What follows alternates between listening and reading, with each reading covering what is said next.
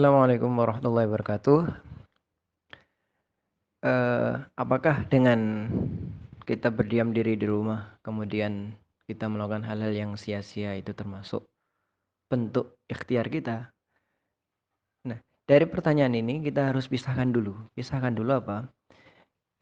Ikhtiar kita untuk menghindari sebuah wabah itu adalah berdiam diri di rumah. Itu adalah ikhtiar kita karena itu adalah sesuatu yang paling mudah untuk kita jalani atau kita lakukan di waktu atau di masa-masa yang memang benar-benar kritis seperti yang sekarang ini, apalagi yang sudah berada di red zone. Nah, itu adalah bentuk ikhtiar sekaligus tawakal kita, dan banyak hadis yang menyebutkan eh, tentang berdiam diri di rumah apabila laisa min rajulin yaqa'u ta'un fayamkuthu fi baitihi sabiran muhtasiban ya'lamu annahu la yusibuhu illa ma kataballahu lah illa kana lahu mithlu ajri syahid.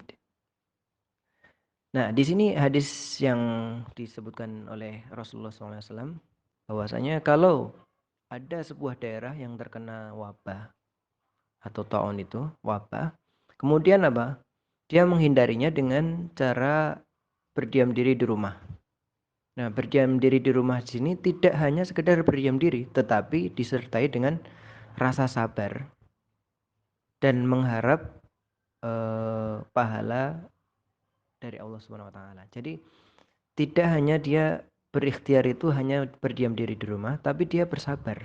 Karena memang mencari apa namanya itu rezeki itu kan harus dengan keluar. Tetapi kalau ada wabah di sekitar kita, red zone dan lain sebagainya, maka kita harus di rumah. Illa kana lahu mithlu ajri syahid. Kecuali dia itu sudah mendapatkan pahala seperti pahalanya orang yang mati syahid. Nah, itu hadisnya yang diriwayatkan oleh Ahmad. Nah, jadi eh, berdiam diri di rumah itu sebenarnya adalah bentuk ikhtiar sekaligus tawakal kita kepada Allah Subhanahu wa taala. Itu lebih mudah daripada apa? Kita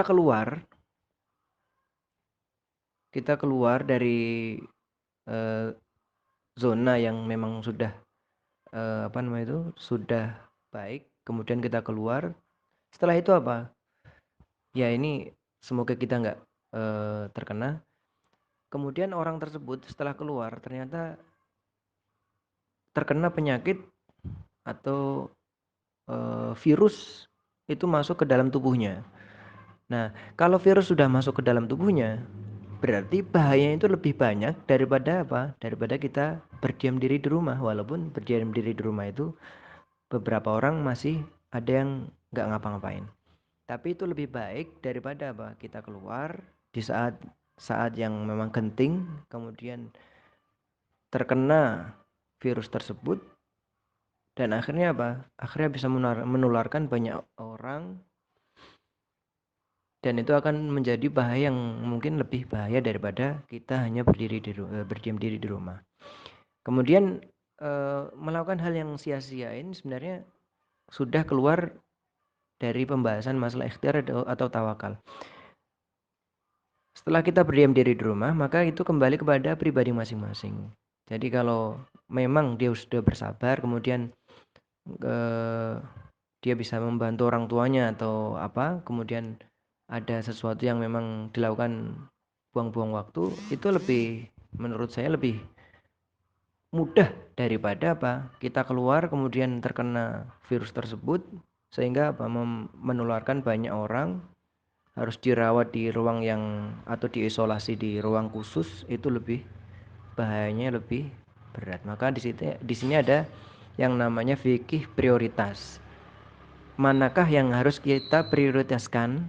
Apakah berdiam diri di rumah itu lebih baik daripada apa? Kita keluar, walaupun di luar kita bisa melakukan hal-hal yang lebih baik. Nah, itu adalah fikih prioritas, kembali ke prioritas masing-masing. Sekian. Apakah benar secara penuh orang itu berserah diri, tapi melakukan hal-hal yang bertentangan dengan apa? Dengan hal yang memang itu menimbulkan bahaya. Contoh banyak juga yang mengatakan seperti itu, bahwasanya semua semua itu sudah ditentukan. Semua sudah ditentukan. Kalau memang itu akan mendatangkan penyakit, maka dia akan berpenyakit. Kalau enggak, dia enggak bakalan berpenyakit. Memang itu benar. Sebelum itu kita harus mengetahui bahwasanya takdir itu ada terbagi menjadi dua. Takdir itu terbagi menjadi dua, atau qada atau ketetapan Allah itu dibagi menjadi dua macam. Yang pertama, takdir mubrom. Takdir mubrom itu adalah takdir yang sudah ditentukan Allah atau sudah ditetapkan Allah Subhanahu wa taala sebelum segala penciptaan atau sebelum diciptakan segala sesuatu. Itu namanya takdir mubrom, dan takdir mubrom ini tidak bisa orang itu menolak atau menerima. Yang penting orang itu harus menerima, mau nggak mau.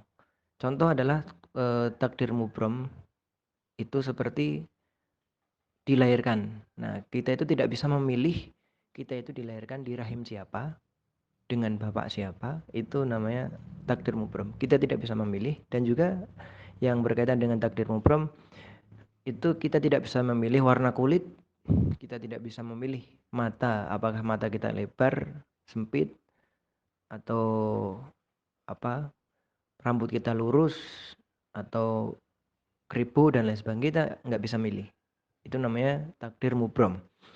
Kemudian takdir yang kedua, ini yang harus kita garis bawahi. Karena apa? Banyak orang yang eh, berpikiran bahwasanya takdir itu cuma satu, yaitu takdir mubrom. Takdir itu sudah ditentukan Allah Subhanahu wa taala sehingga kita tidak bisa melakukan suatu hal. Nah, ini setelah kita mengetahui takdir mubrom, kita harus mengetahui juga ada namanya takdir muallak atau qada muallak.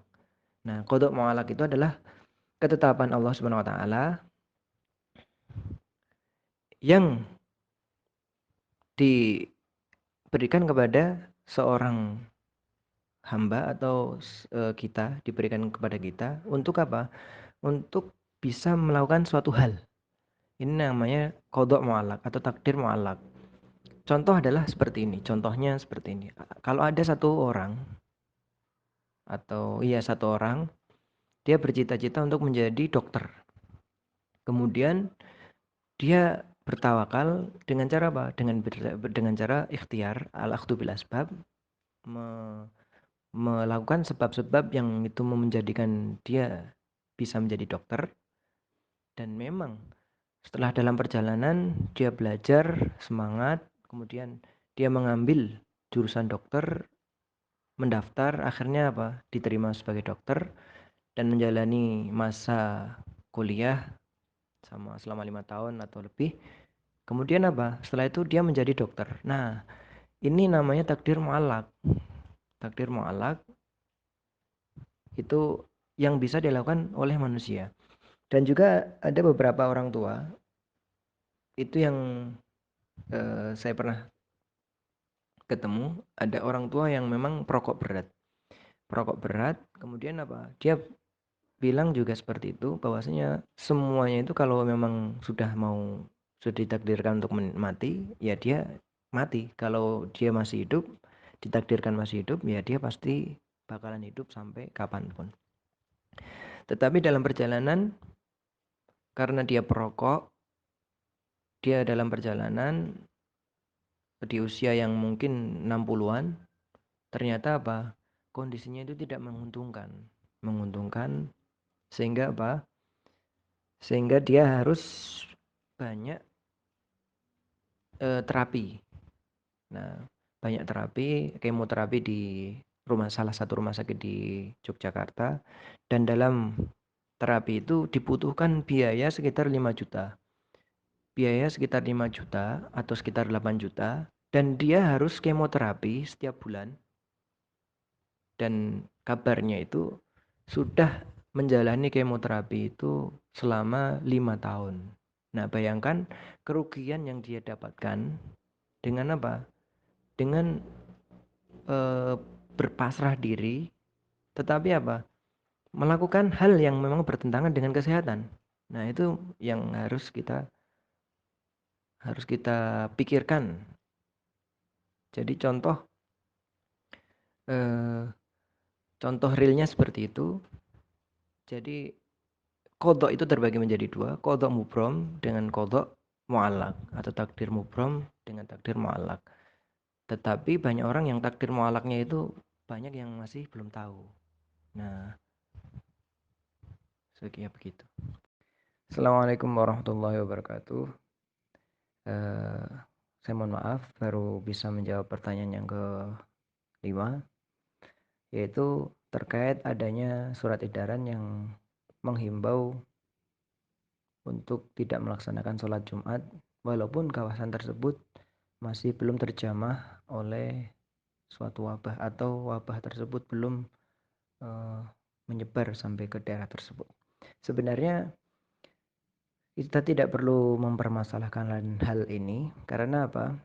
Karena PDM atau ulama setempat itu beristihad supaya apa? Supaya tidak terjadi sesuatu yang memang tidak diinginkan. Karena ada dalam Islam itu disebutkan ada 5 pokok yang harus dijaga. Salah satunya apa? Hibdun nafs, yaitu menjaga nyawa. Dan menjaga nyawa di sini itu lebih utama waktu sekarang ini. Dan juga ada beberapa banyak uzur yang membuat sholat jamaah atau sholat Jumat itu eh, tidak wajib dilaksanakan di masjid. Salah satunya apa? Salah satunya adalah hujan. Salah satunya adalah hujan, kemudian sakit atau yang lain sebagainya. Dan hal ini ada salah satu hal yang perlu kita ketahui bahwasanya ketakutan atau khauful halak, ketakutan bahwasanya hal tersebut akan mengakibatkan kemadorotan atau musibah yang besar itu juga masuk dalam hal tersebut. Maka dari itu para ulama Indonesia berijtihad untuk apa? Untuk membatasi segala hal yang berkaitan dengan perkumpulan, entah itu kajian, entah itu sholat jamaah atau sholat Jumat. Dan itu tidak hanya ulama Indonesia, tapi seluruh ulama yang ada di dunia, seperti Arab Saudi atau di Mesir, itu juga mereka beristihad untuk menutup semuanya supaya kemungkinan penyebaran itu semakin kecil. Dan saya apresiasi kepada pemerintahan Mesir karena apa? Karena memberlakukan atau menjaga kemaslahatan nyawa masyarakat atau penduduk Mesir tersebut dengan sangat baik menurut saya. Karena apa? Karena ada koror atau peraturan yang memberlakukan bahwasanya kegiatan itu tidak boleh lebih dari jam 7. Jadi jam 7 itu tidak boleh ada satu warung pun atau toko yang buka. Dan tidak ada pula yang masih berjalan kaki. Dan tidak hanya itu, para tentara atau polisi juga eh, mengecek semua jalanan dan mengkosongkan dan juga apa? Menyemprot semua fasilitas-fasilitas yang ada, dan itu apabila ada yang melanggar dikenakan denda. Memang itu menurut saya sebuah kebijakan yang tepat, walaupun kebijakan ini tidak menutup kemungkinan bahwa penyakit tersebut akan tersebar melalui cara yang lain. Tetapi apa? Ini kan didasarkan ijtihad atau didasarkan pemikiran seorang manusia. Tentu pemikiran seorang manusia itu hanya terbatas. Kita hanya bisa eh, kita hanya bisa mengupayakan hal-hal yang seharusnya terjadi itu tidak terjadi. Dan alhamdulillah semuanya sudah sepakat, dan itu kembali kepada masing-masing pribadi masing-masing. Kalau memang dirasa sholat berjamaah itu masih bisa dan memungkinkan, maka silahkan. Tetapi kalau sudah berada di red zone, maka dianjurkan untuk tidak masuk atau tidak melaksanakan di luar. Ya, sekian. Assalamualaikum.